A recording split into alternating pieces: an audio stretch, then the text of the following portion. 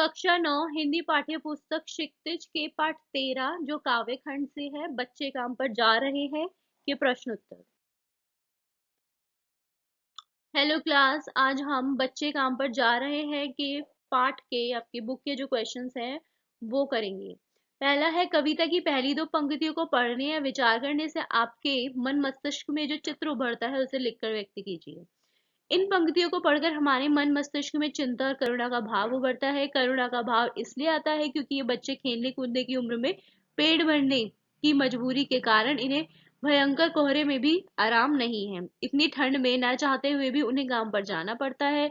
चिंता का भाव इसलिए आता है क्योंकि इन बच्चों की ये दुर्दशा न जाने कब खत्म होगी, कब समाज बाल मजदूरी से मुक्ति पाएगा, इसलिए चिंता गहरी होती जा रही है।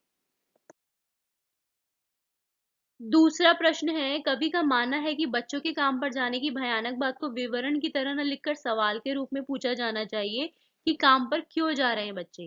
कवि की दृष्टि में उसे प्रश्न के रूप में क्यों पूछा जाना चाहिए। वो चाहते हैं कि इस मैटर को एक सवाल के रूप में पूछा जाना चाहिए। क्यों? क्योंकि उनकी दृष्टि में बच्चों के काम पर जाने की जो स्थिति है उसको विवरण की तरह लिखा जाना चाहिए, क्योंकि ऐसा वर्णन किसी के मन में भावनात्मक लगाव, संवेदनशीलता नहीं पैदा कर सकता। इसे प्रश्न के रूप में पूछे जाने पर एक जवाब मिलने की उम्मीद उत्पन्न होती है। इसके लिए समस्या से जुड़ाव, जिज्ञासा उत्पन्न होती है जिसे अनदेखा नहीं किया जा सकता।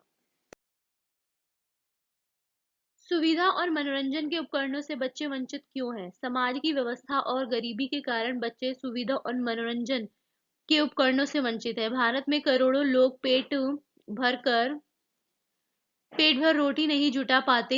इसी कारण उनके बच्चों को भी बचपन से ही काम करना पड़ता है। एक भिखारी, मजदूर या गरीब व्यक्ति का बच्चा गेंद, खिलौने, रंगीन किताबें कहाँ से लाएंगे? समाज की व्यवस्था भी बाल श्रम को रोकने में सक्षम नहीं है। यद्यपि सरकार ने इस विषय में कानून बना दिए हैं, किंतु वे बच्चों को निश्चित रूप से ये जो सुविधाएं हैं दिला पाने में समर्थ नहीं है, इसलिए बच्चे इन सब चीजों से वंचित हैं। दिन प्रतिदिन के जीवन में हर कोई बच्चों को काम पर जाते देख रहा या रही है, फिर भी किसी को कुछ अटपटा नहीं लगता। इस उदासीनता के क्या कारण हो सकते हैं? तो जीवन में बच्चों को काम पर जाते हुए देखकर भी लोग उदासीन बने रहते हैं। इसके कई कारण हो सकते हैं, जैसे लोग इतने संवेदनशील हैं कि उन्हें दूसरों के बच्चों के स्कूल जाने या ना जाने से कोई मतलब नहीं है। लोगों की स्वार्थ भावना इस उदासीनता को बढ़ाती है। वो अपने फायदे के लिए बच्चों को कम वेतन देकर उनसे काम करवाते हैं। बाल श्रम कानून का पालन कराने वाले अधिकारियों द्वारा अपने कर्तव्य की उचित निर्वाह न करना समाज की उदासीनता को बढ़ाता है। नेक्स्ट है, आपने अपने शहर में बच्चों को कब कब और कहाँ कहाँ काम करते हुए देखा है? तो आपने जहाँ पर जैसे आप बाहर निकलते हो, कहीं जाते हो तो आप देखते हो, है ना? हम सभी ने ही देखा है। तो आपने कहाँ देखा है, कैसे देखा है, आप वो यहाँ पे इसमें लिखना है। जैसे इसमें फॉर एग्जाम्पल लिखा हुआ है कि हमने अपने शहर में बच्चों को दुकानों में काम करते हुए देखा है, घर के बाहर गाड़ियां साफ करते, कूड़ा बीनते, है ना, बोझ ढोते हुए देखा है, घरों में नौकर के रूप में भी देखा है, ढाबों पर खाना परोसते हुए भी देखा है, और चाय की दुकानों पे भी देखा है। बच्चों का काम पर जाना धरती के एक बड़े हादसे के समान है। क्यों? बच्चों का काम पर जाना एक बड़े हादसे के समान इसलिए क्योंकि छोटी उम्र में बाल श्रमिकों का भविष्य नष्ट हो जाता है। इससे एक और शारीरिक विकास खराब होता है, दूसरी ओर मानसिक विकास भी ढंग से नहीं हो पाता। ऐसे में बच्चे जीवन भर अकुशल श्रमिक बनकर रह जाते हैं, और यदि बच्चे ही निरक्षर रहेंगे तो देश का भविष्य अंधकार में हो जाएगा। अगला रचना और अभिव्यक्ति से है। 8th क्वेश्चन, आपके विचार से बच्चों को काम पर क्यों नहीं भेजा जाना चाहिए, उन्हें क्या करने के मौके मिलने चाहिए? हमारे विचार से बच्चों को काम पर इसलिए नहीं भेजा जाना चाहिए क्योंकि इससे बच्चों का बचपन नष्ट होता है। इन्हीं बच्चों के कंधों पर देश का भविष्य निर्भर करता है। निरक्षर बच्चे आगे चलकर गलत रास्ता भी चुन लेते हैं। उन्हें उनके शिक्षा के अधिकार से वंचित करने का अपराध है। उन्हें पढ़ने लिखने, खेलने कूदने का अवसर प्रदान करना चाहिए।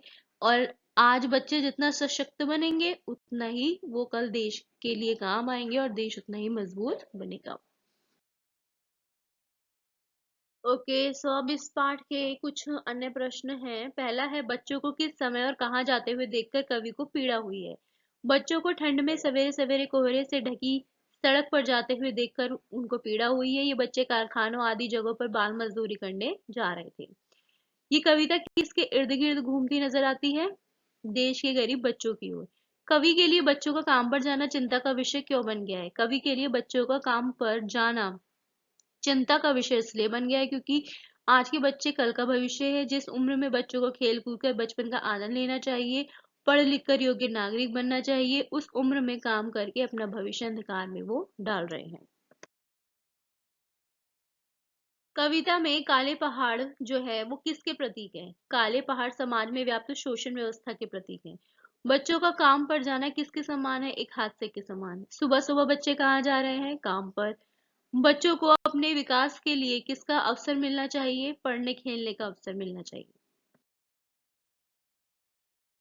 बाल श्रम की समस्या बढ़ाने में समाज की संवेदनशीलता का भी योगदान है, स्पष्ट करें। बाल श्रम की समस्या पर रोक लगाने पर भी यह समस्या बढ़ती जा रही है। इसका कारण यह है कि लोग बच्चों को काम पर जाता हुआ देखकर भी अनदेखा कर देते हैं और बच्चों के भविष्य के प्रति उदासीन भाव बनाए रखते हैं। कवि के अनुसार बच्चों की रंग बिरंगी किताबों को किसने खा लिया है? दीमकों ने। कवि कहाँ जाकर राहत की सांस लेता है? वो सारे आंगन, खिलौने, विद्यालय अपने अपने स्थान पर हैं, तब वो राहत की सांस लेता है। बच्चों को किस कारण बचपन में ही काम पर जाना पड़ रहा है? गरीबी के कारण। बच्चों का काम पर जाना कैसी स्थिति है? भयानक। बच्चों को काम पर ज्यादा देख कवि के मन में कैसे भाव उमड़ते हैं? करुणा, चिंता और आवेग के भाव। हस हसबामूल का क्या अर्थ है? यथावत, मतलब वैसे का वैसे। बच्चों के खिलौने कहाँ दब गए हैं? पहाड़ के नीचे। बाल मजदूरी किसके लिए एक बहुत बड़ी समस्या है? समाज के लिए। कवि के अनुसार सबसे भयानक स्थिति क्या है? सुविधाएं होते हुए भी बच्चों का बाल मजदूरी करना। बच्चे काम पर जा रहे हैं, किस तरह लिखा जाना भयानक है। विवरण की तरह लिखा जाना भयानक है। बच्चों के खेलने की गेंद कहाँ गिर गई है? अंतरिक्ष में। कवि के अनुसार बचपन कैसा होना चाहिए? कवि के अनुसार बचपन खुशियों से भरा होना चाहिए। कवि के अनुसार क्या चीजें अचानक ही खत्म हो गई हैं? सारे मैदान, बगीचे, घरों के आंगन अचानक ही खत्म हो गए हैं। सारे मदरसों की इमारतें कहाँ ढह गई हैं? भूकंप में। कविता के माध्यम से कवि किस पर प्रश्न चिन्ह खड़ा करता है? समाज की संवेदना पर। Do like, share and subscribe and keep watching. Thank you.